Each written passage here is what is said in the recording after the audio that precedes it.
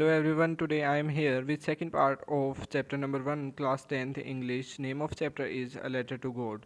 We have completed this part in last lecture, so we will continue from here, so in order not to shake. But first of all we will try to recall a little bit कि इसमें क्या होता है कि जो postman होता है वो अपने पोस्ट मास्टर को पोस्ट मास्टर को लेंचो का लेटर ला के देता है, हंसते हुए लाता है वो लेटर को। और जब जो पोस्ट मास्टर होता है वो लेटर को देखता है कि लेंचो ने लेटर किसको लिखा है, गॉड को लिखा है, तो वो भी हंसने लग जाता है। लेकिन उसके थोड़ी देर बाद वो सीरियस हो जाता है और क्या करता है कि जो लेटर को टैप करता है वो डेस्क पे रख देता है। टैपिंग मीन्स एक आवाज़ करता है वो, जो लेटर को रखते हुए एक आवाज़ करता है डेस्क से, और फिर कहता है व्हाट फेथ, क्या कितना अच्छा विश्वास है उसका, काश मेरा भी ऐसा विश्वास होता। अब वो कहता है कि लेंचो जो है इतना अच्छा विश्वास है उसका कि वो लेटर के थ्रू कम्युनिकेट कर रहा है गॉड के साथ। अब वो क्या कहता है आगे। In order not to shake the writer's faith in God, the postmaster came up with an idea, answer the letter. अब इसमें क्या है कि जो पोस्ट मास्टर है वो चाहता है कि जिसने भी लेटर लिखा है गॉड को, अब किसने लिखा है लेटर, लेंचो ने लिखा है, तो पोस्ट मास्टर चाहता है कि लेंचो का जो फेथ है गॉड पे वो बना रहे, वो उस फेथ को ख़त्म नहीं होना देना चाहता। तो इसलिए पोस्ट मास्टर को एक आइडिया आता है। वो क्या करता है कि वो कहता है we will answer this letter. फिर क्या कहता है कि but when he opened it it was evident that to answer it he needed something more than goodwill ink and paper. अब जब उसने खोलकर देखा तो उसने देखा कि सिर्फ उसको आंसर करने के लिए, उस लेटर को आंसर करने के लिए सिर्फ इंक, पेपर और एक अच्छे शब्दों की या फिर अच्छाई की सफिशिएंट नहीं है, उसके आगे भी और कुछ चाहिए।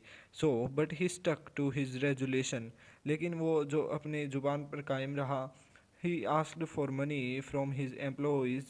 He himself gave part of his salary, and several friends of his were obliged to give something for an act of charity. अब इसमें क्या करता है कि उसे मनी की ज़रूरत होती है। लेंचो ने लेटर में मनी मांगी थी गॉड से, और जब पोस्ट मास्टर कहता है कि हम आंसर करेंगे इस लेटर को, तो जब उसने खोल कर देखा तो उसे पता चला कि सिर्फ इंक, पेपर और गुडविल ही सफिशिएंट नहीं है इस लेटर के आंसर के लिए, उसे मनी भी देनी पड़ेगी। फिर क्या है कि वो अपनी ज़ुबान पर बना रहता है, जो उसने कहा था वो करने की ठान लेता है। अब इसमें क्या होता है कि वो खुद पैसे देता है, खुद की सैलरी में से जो उसके एम्प्लॉयज़ थे उनसे पैसे, वो एम्प्लॉयज़ भी अपने पैसे देते हैं कुछ पार्ट, और उसके जो फ्रेंड्स हैं वो भी इस चैरिटी के वर्क के लिए, अच्छाई के वर्क के लिए देते हैं। It was impossible for him to gather together the 100 pesos, so he was able to send the farmer only a little more than half. He put the money in an envelope addressed to Lencho, and with it a letter containing only a single word as a signature God. अब इसमें क्या होता है कि जो post master होता है वो 100 पेसोस गैदर एक साथ नहीं कर पाता, तो उसमें क्या होता है कि वो हाफ से कुछ ज़्यादा मनी देता है। अभी तक ये नहीं बताया कि कितनी मनी देता है, तो वो हाफ से ज़्यादा मनी देता है और लिख देता है एक अलग से एनवलप में, लिखता है एक लेटर लिखता है अलग से, जिसमें क्या होता है कि सिर्फ एक गॉड का सिग्नेचर, एक सिग्नेचर होता है जिसमें लिखा होता है गॉड, ताकि लेंचो को ऐसा ना लगे कि जो पोस्ट मास्टर है इन्होंने इसका रिप्लाई दिया है, ताकि लेंचो को ऐसा लगे कि गॉड ने लेंचो को रिप्लाई दिया है। और वो मोर देन हाफ पैसोस, जितना उसने मांगा था उसका कुछ हाफ से थोड़ा ज़्यादा पैसे इकट्ठे करके लेंचो के एनवेलप में रख देते हैं लेंचो के लिए। The following Sunday Lencho came a bit earlier than usual to ask if there was a letter for him. अब क्या होता है कि अगले संडे लेंचो हमेशा से थोड़ा जल्दी आ जाता है। वो इस बार क्या था कि उसे लेटर के बारे में पूछना था कि क्या कोई रिप्लाई आया है, तो वो जल्दी आ जाता है उत्सुकता में, और फिर पूछता है कि is there any letter for him. तो वो अपने लिए लेटर के पूछता है कि क्या मेरे लिए कोई लेटर आया है। It was the postman himself who handed the letter to him while the post master experiencing the contentment of a man who has performed a good deed looked on from his office. Contentment क्या होता है, satisfaction. अब इसमें क्या होता है, जो postman जिसने शुरू में जो लेटर, जो पहला लेटर लेंचो ने लिखा था उसको देखा था और सबसे पहले वो पोस्ट मास्टर के पास लेके गया था, उसी पोस्टमैन ने लेंचो को अब ये जो रिप्लाई था वो रिप्लाई वाला लेटर भी दिया। और जो पोस्ट मास्टर था वो भी अपने ऑफिस में बैठा हुआ, एक सेटिस्फेक्शन हो रही थी उसे कि उसने एक अच्छा काम किया है, और वो इस ये सब देख रहा था। Lencho showed not the slightest surprise on seeing the money. अब लेंचो को कुछ बिल्कुल भी सरप्राइज नहीं होता कि उसको रिप्लाई मिला है गॉड के लिए। क्यों? क्योंकि उसे बहुत ज़्यादा विश्वास था गॉड पर, उसे पूर्ण विश्वास था कि रिप्लाई, उसके लेटर का रिप्लाई ज़रूर आएगा। सच वॉज हिज कॉन्फिडेंस, उसके कॉन्फिडेंस था, विश्वास था। But he became angry when he counted the money. God could not have made a mistake, nor could he have denied Lencho what he had requested. अब क्या होता है, लेंचो एंग्री हो जाता है जब उसने उस मनी को काउंट किया।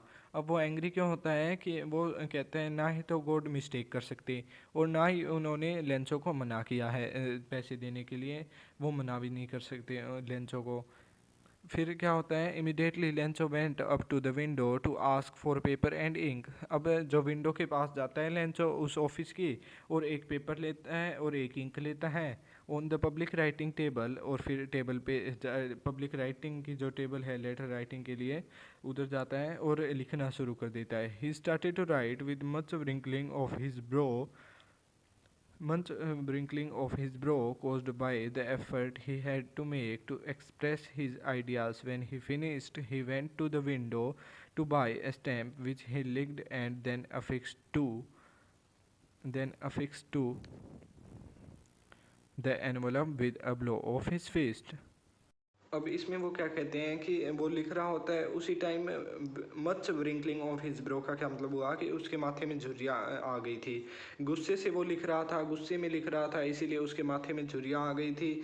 और फिर जब उसने सारा लेटर लिख लिया अपना, फिर वो विंडो के पास जाता है स्टैंप खरीदने के लिए, और स्टैंप को लेकर और वो अपनी टंग की हेल्प से, अपनी सलाइवा की हेल्प से उसको पेस्ट कर देता है स्टैंप को। और फिर then affix to the envelope with a blow of his fist. अब वो क्या करता है, टंग सलाइवा की हेल्प से पेस्ट करने के बाद में वो अपने जो हाथ से एकदम जोर से उस पे एक बार जोर से मारता है ताकि वो पेस्ट हो जाए अच्छे से। फिर the moment the letter fell into the mail box, the post master went to open it. It said, god of the money that I asked for, only 70 pesos reached me. Send me the rest since I need it very much, but don't send it me through the mail because the post office employees are a bunch of crooks. Lencho.